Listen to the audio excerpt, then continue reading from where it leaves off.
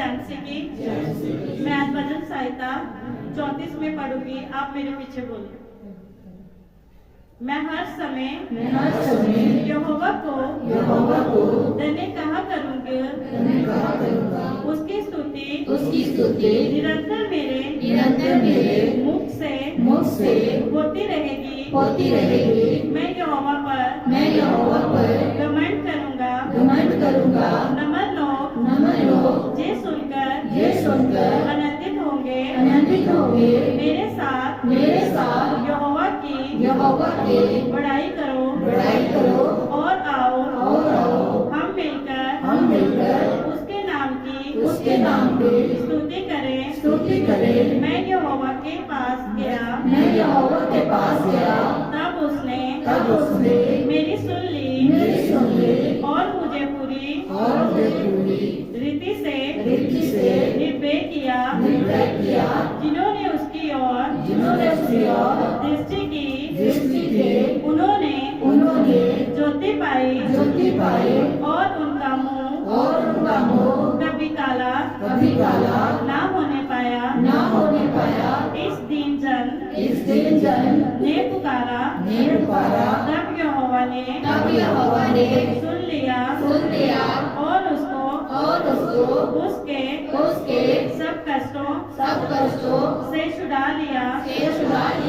यहोवा के दरवाज़ों के चारों ओर उसका दूत छावनी किए हुए उसको बचाता है।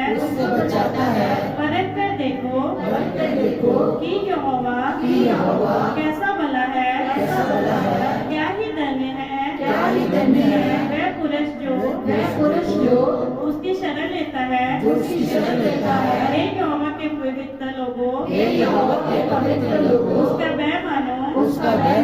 क्योंकि उसके दरवाज़ों को किसी बात की गति नहीं होती। जवान सिंहों को तो गति होती और वे भूखे भी रह जाते हैं।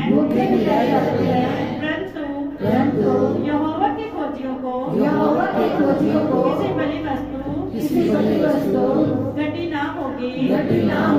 हे लड़कों आओ मेरी सुनो। मैं तुमको यहोवा का भय माना सिखाऊंगा। वह कौन मनुष्य है जो जीवन की इच्छा रखता और जिज्ञासु चाहता ताकि भलाई देखे। अपनी जीभ को बुराई से रोककर और अपने मुंह की चौकसी कर कि उसने छल की बात न निकले। बुराई को छोड़ और भलाई कर। मेल को ढूंढ और उसका पीछा कर।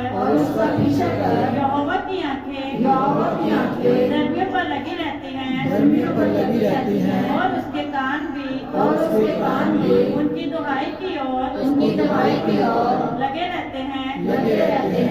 जो बुराई करने वालों के वे मुक्त रहता है ताकि उनका स्मरण पृथ्वी पर से मिटा डाले। धर्मी लोग दहाई देते हैं और यहोवा सुनता है और उनको सब विपत्तियों से छुड़ाता है। यहोवा टूटे मन वालों के समीप रहता है और पिछले हुओं का उद्धार करता है।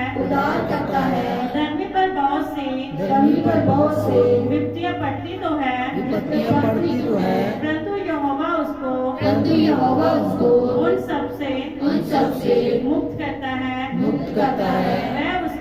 वह उसकी हड्डी की रक्षा करता है और उनमें से एक भी टूटने नहीं पाती। दुष्ट अपनी बुराई के द्वारा